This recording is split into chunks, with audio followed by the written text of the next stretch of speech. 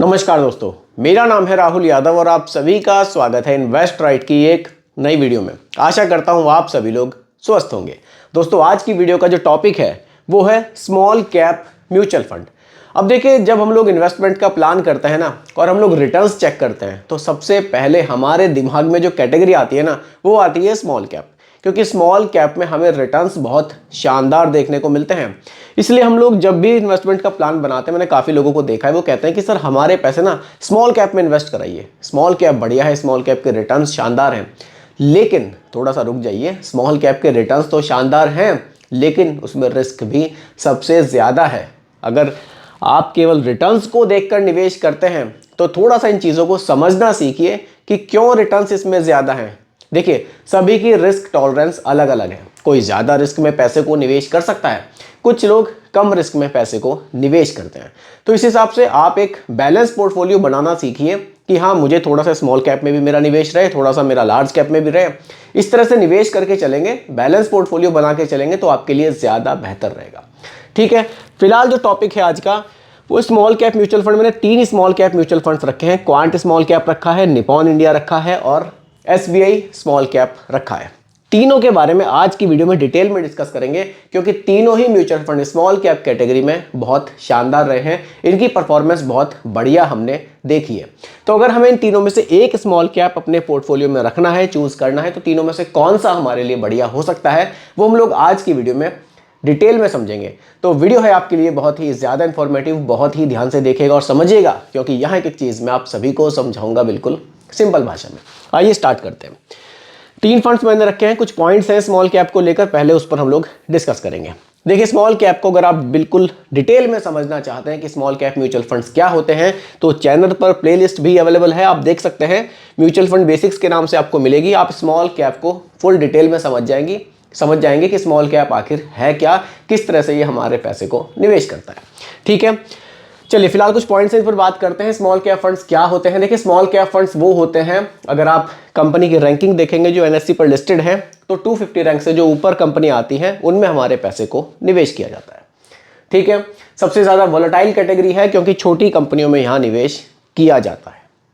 इसमें किसको निवेश करना चाहिए? इसमें उसी को निवेश करना चाहिए जो एक एग्रेसिव इन्वेस्टर है, जिसकी रिस्क लेने की क्षमता बहुत बढ़िया है कि हाँ मैं रिस्क ले सकता हूँ, और सबसे बड़ी बात जो लंबे समय के लिए अपने पैसे को निवेश करना चाहते हैं। लंबे समय से मतलब है स्मॉल कैप है तो मेरे हिसाब से कम 10 साल का आपको यहाँ पर टाइम रखना चाहिए कि हाँ मैं 10 साल के लिए एसआईपी कर रहा हूँ या मैं लमसम कर रहा हूँ, तब स्मॉल कैप आपके लिए ज़्यादा बेहतर ऑप्शन है।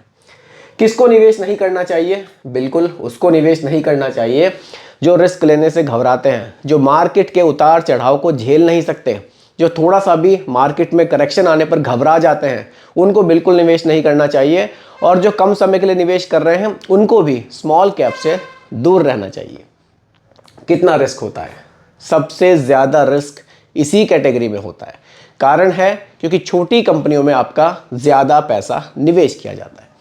कितना रिटर्न्स मिल सकता है? अगर रिटर्न्स पर बात करें तो रिटर्न्स भी इसमें बहुत हमें शानदार देखने को मिलते हैं, क्योंकि देखिए सीधा सा फंडा है, जितना रिस्क होता है ना उतने ही बेहतर रिटर्न्स होते हैं। लेकिन अगर मैं बात करूं लंबे समय की, आप लंबे समय तक इस स्मॉल कैप में निवेशित रहते हैं तो ये कैटेगरी आपको रिटर्न्स बहुत अच्छे बनाकर दे सकती है। ठीक है, कुछ पॉइंट्स थे, इन पर डिस्कस किया। अब सीधा 3 स्मॉल कैप रखे हैं, उन तीनों को हम लोग डिस्कस करेंगे और देखेंगे कि किसकी परफॉर्मेंस ज़्यादा बेहतर है। चलिए, पहला है quant small cap fund. Expense ratio 0.64% का है। 27,161 करोड़ रुपए लोग अभी तक इस म्यूचुअल फंड में निवेश कर चुके हैं। देखिए, क्वांट के बारे में बहुत लोगों ने सुना होगा कि बहुत शानदार म्यूचुअल फंड है, बहुत बढ़िया रिटर्न्स भी इसके हमने देखे हैं। देखिए, रिटर्न्स आपके सामने हैं। इसमें अच्छी बात है कि आप इसमें लमसम निवेश भी कर सकते हैं, क्योंकि बहुत सारे स्मॉल कैप म्यूचुअल फंड्स ऐसे हैं जिसमें लमसम हम नहीं कर सकते, लेकिन इसमें लमसम का ऑप्शन है भी, आप इसमें लमसम कर सकते हैं। अगर मैं रिटर्न्स की बात करूं, देखिए अगर आप यहाँ इंसेप्शन रिटर्न्स पर ज़रा गौर करें, लगभग 20% है, 19.9% के रिटर्न्स हैं। कब से? 1 जनवरी 2013 से। लेकिन 1 जनवरी 2013 से ये क्वांट स्मॉल कैप के रिटर्न्स नहीं है। ये फंड पहले स्कॉट के नाम से था। 2018 से ये फंड क्वांट म्यूचुअल फंड के नाम से आने लगा है। यानी कि 2018 से पहले के जो रिटर्न्स हैं उनको हम नहीं कह सकते कि वो क्वांट के ही रिटर्न्स हैं, क्योंकि जब क्वांट ने इसको टेक ओवर किया था उसके बाद से इनकी जो इन्वेस्टमेंट स्टाइल था सब कुछ चेंज हुआ था। उसके बाद से हमने देखा है कि रिटर्न्स हमें बढ़िया देखने को मिले हैं। इन्होंने बहुत शानदार रिटर्न्स दिए हैं, बहुत हाई रिस्क में पैसे को निवेश किया है, इन्वेस्टर्स को खुश किया है, बढ़िया रिटर्न्स पे रिटर्न्स हर कैटेगरी में बनाकर दिए हैं।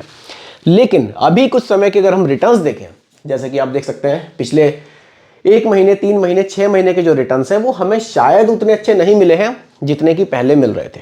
इसका एक बड़ा कारण ये है कि हम केवल क्वांट में नहीं और किसी फंड में भी देखेंगे तो रिटर्न्स हमें कम ही देखने को मिले हैं। लेकिन अगर आप इसके रिटर्न्स को कंपेयर करेंगे पिछले 5 साल के या 7 साल के रिटर्न्स से, तो वाकई क्वांट के जो रिटर्न्स है आपको बढ़िया देखने को मिलेंगे। बाकी आगे मार्केट कंडीशन कैसी रहेगी, रिटर्न्स टोटली उस पर डिपेंड करेंगे। हाल फिलहाल में अगर इसकी होल्डिंग्स की मैं बात करूं, होल्डिंग्स अच्छी है, रिलायंस में है, जियो फाइनेंस है, आदित्य बिरला फैशन है, सेक्टर्स भी इनके अच्छे हैं, सर्विस, हेल्थ केयर, फाइनेंस और एनर्जी सेक्टर्स में भी कोई दिक्कत नहीं है। अच्छा सेक्टर एनर्जी का भी इन्होंने यहाँ ऐड किया हुआ है। देखिए अच्छी बात यहाँ क्या है, स्मॉल कैप में 67% का निवेश है और बाकी का जो आपका पैसा है वो लार्ज कैप में निवेश है, यानी कि बड़ी कंपनियों में एक बड़ा एक्सपोजर यहाँ लिया हुआ है। शायद इसकी वजह से भी हो सकता है कि कुछ रिटर्न्स कम मिल रहे हों, क्योंकि अगर आप स्मॉल कैप को ज़्यादा रखेंगे तो रिटर्न्स मिलने के चांसेस बढ़ जाते हैं।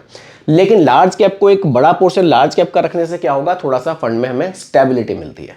तो मैं इस चीज़ को गलत नहीं मानूंगा, अगर लार्ज कैप में एक्सपोजर ज़्यादा है तो कोई दिक्कत नहीं है, क्योंकि फिलहाल की मार्केट कंडीशन कह रही है कि हाँ लार्ज कैप में थोड़ा सा हमें पैसा रखना चाहिए।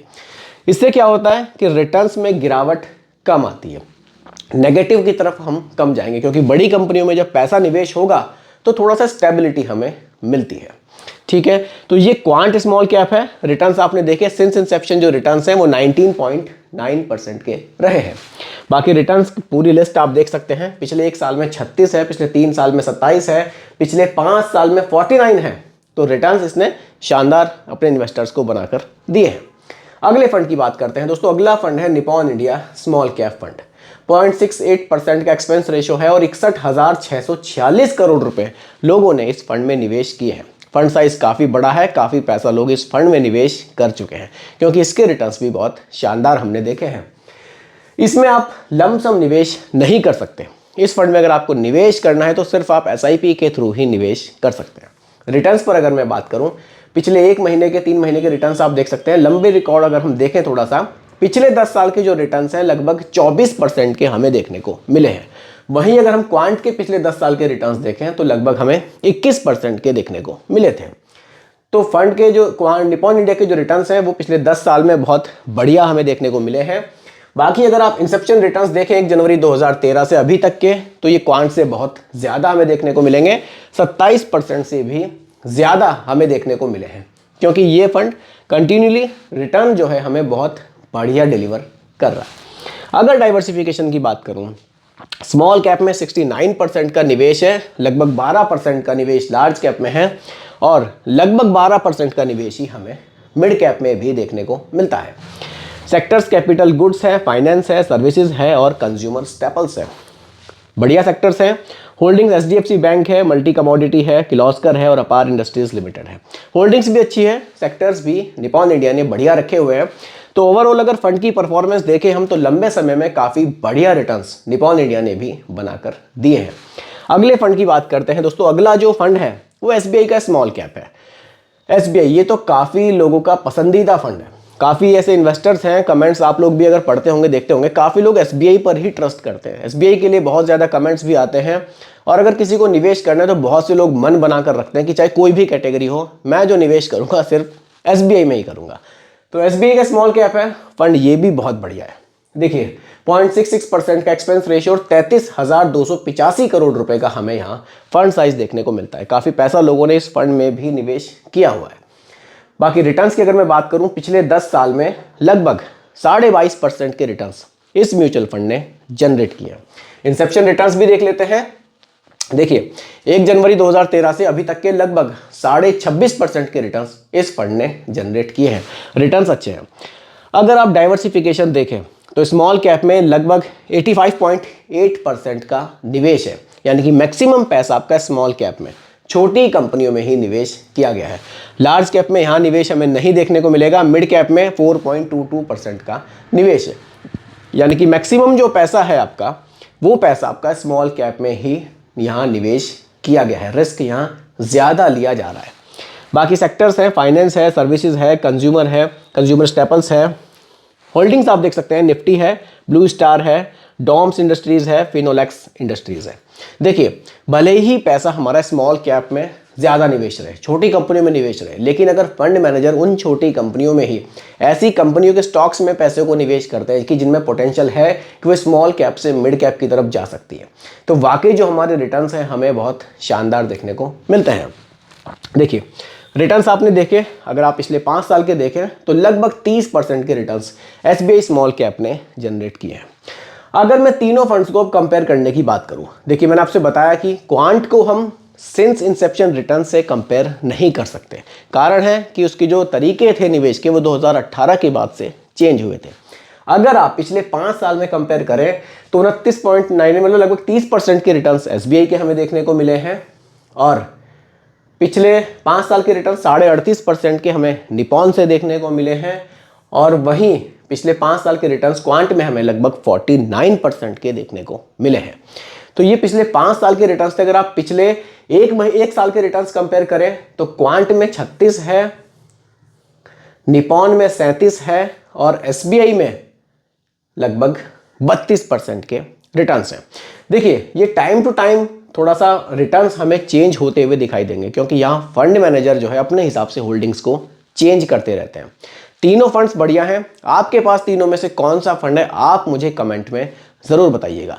बाकी अगर आप लंबे समय के लिए एक स्मॉल कैप चूज़ करना चाहते हैं तो तीनों फंड की परफॉर्मेंस अच्छी है। हो सकता है कि आज आपको निपॉन इंडिया टॉप पर दिखाई दे रहा है, तो आने वाले समय में आपको एसबीआई टॉप पर दिखाई दे।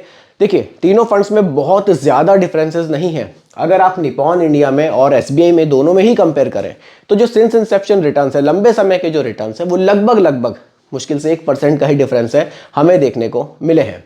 इसलिए ज़रूरी है समय से निवेश करना।